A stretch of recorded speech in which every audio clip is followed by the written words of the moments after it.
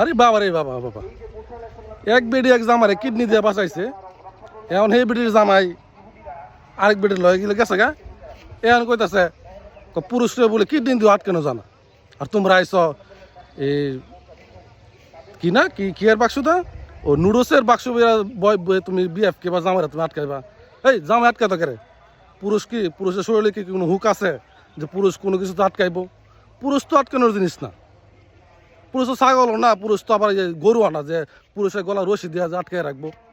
পুরুষ এটা ছুটতে আছে, ওদম্য ঘোরার মতো ছুটবেই। পুরুষকে কোনো আটকানো কারো সাধ্য নাই।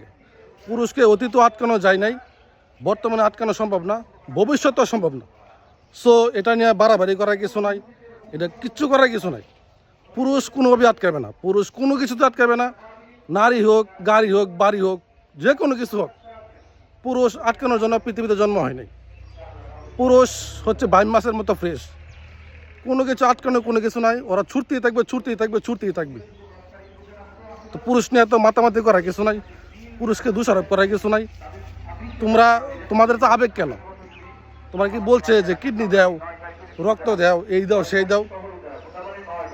তোমার জিনিস তুমি দিলে দিবা, না দিলে না দিবা। এটা তো কিন্তু জোর করে নিছে না যে তুমি কিডনি দিছো বলে তোমার কাছে থাকতে হইব, তুমি এইটা করছো বলে তোমার কাছে থাকতে হইব, এমন তো কোনো কথা নাই। পুরুষ কোনো কিছু তো আটকাবে না, এটাই সত্য, এটাই বাস্তব। I love you.